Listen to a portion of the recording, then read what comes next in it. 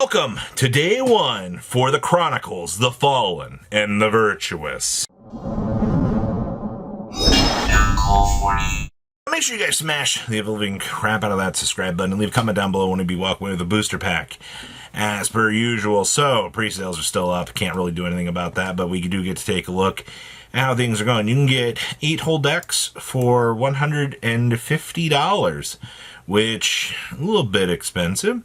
Now, what about the Starlight Rares and the high rarity cards out of this?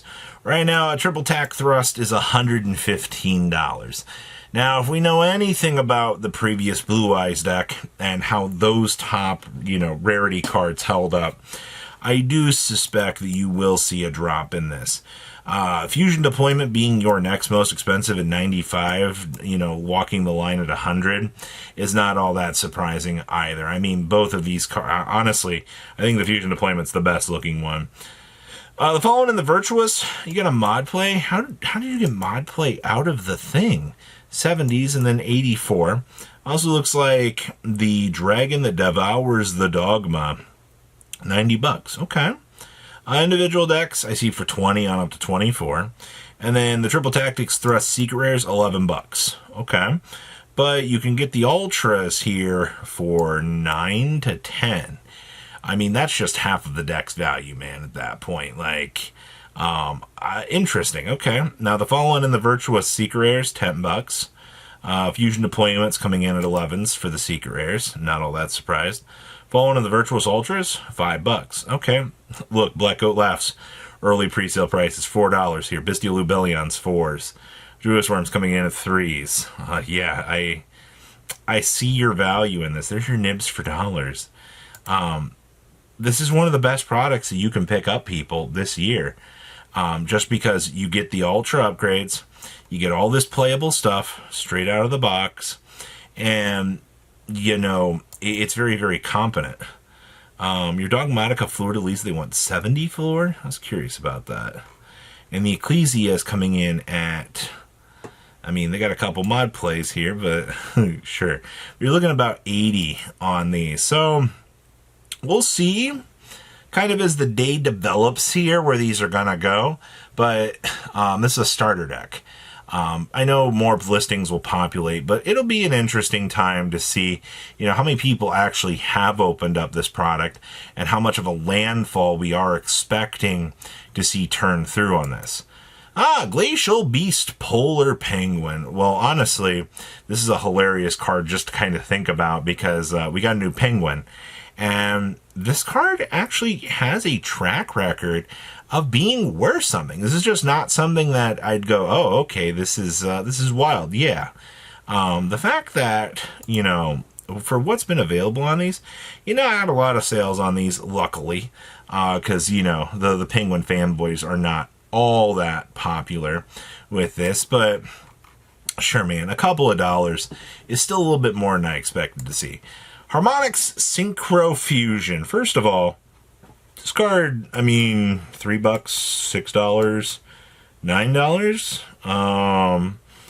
That's a pretty drastic increase here, but you've had a lot of sales in the last couple of days because, guess what, everybody?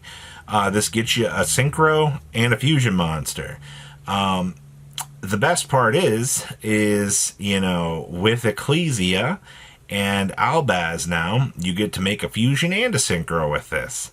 So, it's kind of a first of its kind here. Meanwhile, the higher rarity versions of this coming in $25 to $29.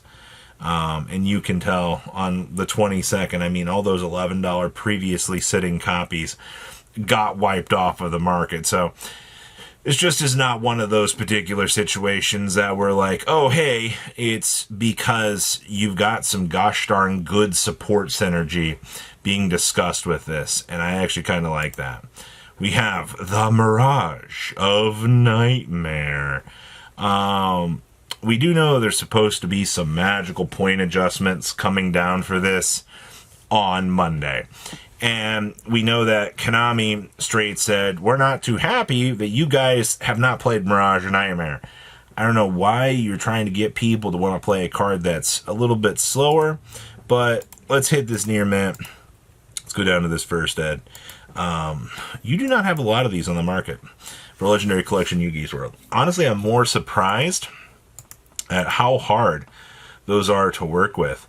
DBs, I mean, you can get 75-cent versions. The cool thing is Mirage of Nightmare is not a card that is hard to work with here.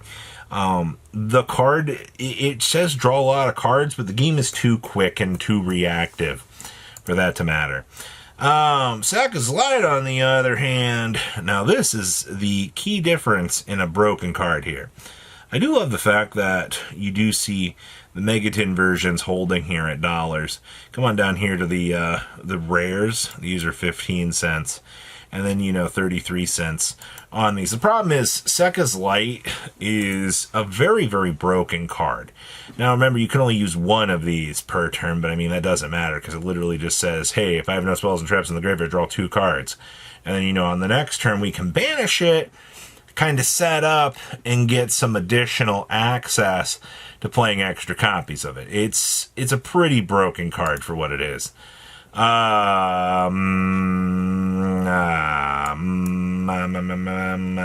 If you've not paid attention to Shaddolls, we did get from a poster yesterday. Thanks, Konami, for dropping that, by the way. You're going to notice, hey, Shaddoll Fusion might have sparked back up in price. Now, is this any different than, what you've been seeing previously before this? No, this card was already holding $30. You just unfortunately saw the rest of the market coming through here and reverse cleaning them back up. It makes sense. Shaddolls are now confirmed as the last of the themes, and you're going to continue to see the market kind of eradicating down on these. It's not going to be a pretty picture. I guarantee you that. Luluwalilith. Oh, boy. First of all, 115, 123, 127. Yeah, but you've not really had a lot of sales to back that up on the high end. I guess, hold on here. I got to go do this the fun way. All right. So let's go, how's our other versions doing? $17? $15? 40 listings, 38 listings. Good news. Even though Luluwalilith did not receive a reprint in the, deck, which, if you guys weren't sure on which key cards didn't get reprinted, I uploaded a video for that a couple days ago. Go take a look back at that and see, what you missed out. Colossal Fighter Assault Mode.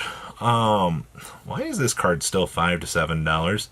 I'm never going to know, but we are kind of seeing, you just recently had a sale, which I guess sparked a couple people into going, it's doing things again. Not really.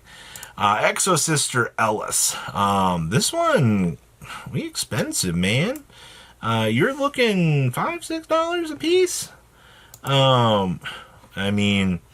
You've not had any sales since the 22nd. Hold on, go refresh just to make sure we're not crazy. Yeah, actually these went back down. I would say, okay, yeah, we've had sales. That need to be refreshed. Yeah, still looking at a $4 card though. We're not losing too much sleep over this. Hobby League Red Gadgets. Now, first of all, Hobby League cards are a mystical creature.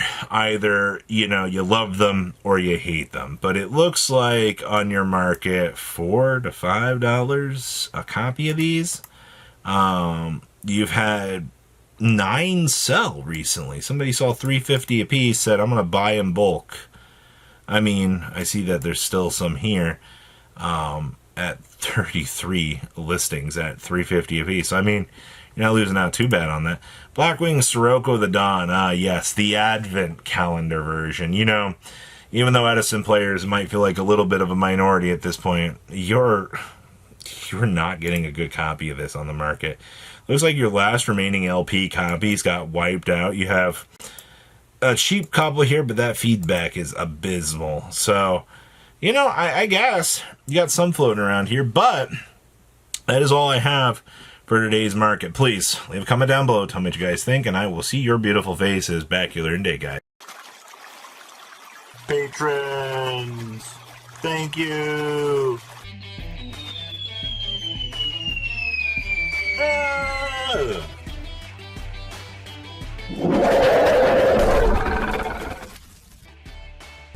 Thank you so much for watching. Check out these other videos.